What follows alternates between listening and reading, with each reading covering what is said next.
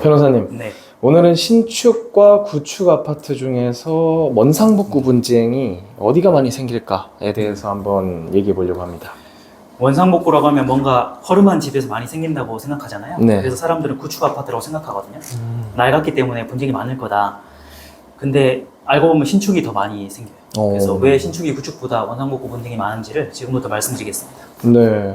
변호사님, 오늘은 이제 아파트 원상복구 분쟁에 대해서 얘기를 해볼 텐데, 계약이 끝났을 때 이제 원래 상태로 돌려놓는 거를 원상복구라고 하지 않습니까? 네네. 저희 로펌에서도 이제 일하면서 많이 느낀 건데, 이 원상복구 문제로 소송이 굉장히 많은 것 같습니다. 많습니다. 이게 주택도 그렇고 상가도 그렇고 원상복구 소송이라는 게 대표적인 부동산 소송 중에 하나거든요. 이게 그 근본으로 파고 들어가면 임대인하고 임차인의 그 기대치가 달라서 그래요. 서로 원하는 기대치가 달라서 그렇거든요. 네. 그리고 최근에는 특이한 게 원상복구를 할 때도 이게 공사비와 관련돼 있는데 공사비가 자재비랑 인건비가 엄청 올라서 소송 금액도 예전엔 소액이 많았는데 네. 지금은 금액도 점점 올라가는 추세예요. 이 원상복구 소송도 좀 다양한 유형이 있는 것 같은데요. 오늘은 이제 아파트에 대해서만 한번 얘기를 해보겠습니다. 네. 특히나 이제 신축 아파트와 구축 아파트 비교를 한번 해보려고 하는데, 네네. 신축보다 이제 구축 아파트가 원상복구 분쟁이 많을 것 같은데 맞나요? 굳이 비교하면 신축이 더 많아요. 음. 네, 이게 낡은 아파트보다 깨끗한 아파트가 소송이 더 많은 거거든요. 구체적으로 왜 그러냐면 여러 가지 이유가 있을 텐데 일단은 그 임대인의 기대치가 높아요. 제가 원상복구 소송의 핵심은 기대치의 차이라고 말씀드렸잖아요. 네네. 그 새 아파트는 임대인이 본인이 실거주하기 전에 먼저 전세를 줬을 가능성이 있거든요. 분양잔금을 전세금으로 치르기 때문에 네. 본인이 실거주하는 경우가 있지만 전세를 바로 줬을 경우도 있어요. 이렇게 되면 임대인은 나중에는 이제 본인이 들어오려고 하는 거거든요. 돈이 마련되면. 네. 그러면 언젠가는 본인이 실거주할 집이기 때문에 그 집의 상태에 대한 기대치가 높아요. 근데 구축 아파트는 어차피 전세로만 돌릴 목적이기 때문에 네. 내가 살 집이 아니니까 기대치가 낮아요. 그래서 신축 아파트는 본인이 살 집일 가능성이 높기 때문에 기대치가 높고 구축 아파트는 어차피 전세를 돌릴 거기 때문에 기대치가 낮아서 네. 이 핵심은 임대인의 기대치 차이 때문에 신축 아파트에서 원상복구 분위기 많다. 이렇게 알고 계시면 됩니다. 이게 듣고 보니까 그렇습니다. 이게 기대치 차이라고 하니까 이해가 좀 잘 되는데요. 이 원상복구 분쟁은 이제 임차인이 아니라 임대인의 기대치랑 관련이 되어 있는 거네요. 그렇죠. 그러면. 맞습니다. 그 원상복구라는 게 사실 주관적이에요. 그래서 누가 잘하고 못했느냐를 따지기 전에 본인의 만족도가 떨어지면 소송으로 번지는 일이 많죠. 그러면 뭐 이거 말고도 혹시 또 다른 이유도 있나요?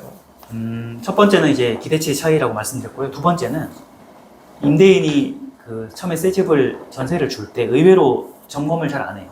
왜냐하면 어차피 새 아파트니까 문제 없겠지라고 믿어버리거든요. 네. 구축 아파트는 처음부터 좀 하자가 많으니까 임대인이 오히려 꼼꼼하게 보는 추세인데 신축 아파트는 어차피 하자가 없고 새 거니까 뭐 문제가 있겠어? 라고 하면서 바로 전세를 줘버리거든요. 네. 그래서 한 2년이나 4년 동안 임차인이 이제 살고 나면 그 아파트에도 하자 보수 기간이 정해져 있거든요. 몇 년 안에 무조건 하자를 고치면 무료로 보상을 받을 수 있는데 네. 임차인이 거주하는 2년, 4년 동안 하자 보수 기간이 넘어가 버리는 거예요. 그러면 4년 후에 임대인이 들어와서 새 집이니까 문제 없겠지라고 하고 들어왔는데 알고 보니까 하자가 있다든지 이렇게 되면 시공사에 하자 보수 요청한 기간도 끝나버리거든요. 결론은 임대인의 어떤 그 하자에 대한 불감증 이것 때문에 원상복구 분쟁이 신축에 많이 생기죠. 네, 이 기대치라는 것과 또 이제 새 상품에 대한 좀 의심은 별로 안 하는 편이니까라고 그렇죠. 하니까 또 이해가 잘 됩니다. 이거 말고도 또 있나요, 이유는? 그 신축 아파트는 임차인도 선호하기 때문에 임차인이 서로 들어가려고 하거든요. 서로 들어가려고 하니까 전세가가 빠르게 올라요. 네. 그래서 전세가가 빠르게 오르고 좋으니까 임차인들이 오래 살려고 그러거든요. 그래서 2년은 기본이고 계약갱신에서 4년도 기본이고요. 네. 경우에 따라 합의만 되면 더 오래 살려고 하는 분들이 많아요. 좋으니까. 네. 그렇게 되면 이제 기간이 길수록 원상복구 분쟁이 많거든요. 왜냐하면은 들어왔던 당시랑 나가는 당시 기간이 길어지면은 네. 갭이 크다는 거잖아요. 시간차가 클수록 증거를 모으기 힘들거든요. 2년 전 상태는 증거 입증하기 쉬운데 네. 뭐 8년 전 상태는 입증하기 힘들잖아요. 네. 그래서 임차인들이 신축을 좋아하기 때문에 임대 기간이 길다는 이유 때문에 비포 애프터의 갭이 벌어지고 그 벌어진 갭 때문에 증거를 수집하기 어려워서 원상복구 분쟁이 신축에 많이 생기죠. 그러면 이제 결국 분쟁이 생겼을 때 이제 신축 아파트의 원상복구 분쟁은 어떤 흐름으로 진행이 되는 건가요? 통계상 봤을 때 신축 아파트의 그 원상복구 분쟁은 임대인이 패소하는 경우가 좀 많아요. 왜냐하면 이제 원상복구 분쟁에서 임대인이 승소하려면 임차인의 관리 소홀을 증명해야 되거든요. 근데 보통 새 아파트는 하자가 있다면은 건물 자체에 내재된 하자지, 임차인이 관리를 잘못한 게 드물잖아요. 네. 어차피 새 건데. 새 거에서 관리를 잘못해서 하자가 생겼다? 이렇게 입증하기 힘들어요.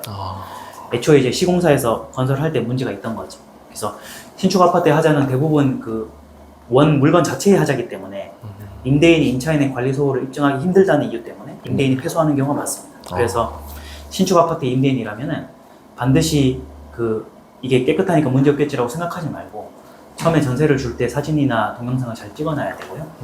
그 다음에 아파트의 하자 보수 기간이라는 게 아파트 카페가 다 있거든요. 네. 그 카페에 가면 여포실이나 뭐 다른 동에 하자들이 막 나와요. 그런 게 있으면 자기 집에도 문제가 있는지를 임차인 통해서 확인을 해야 돼요.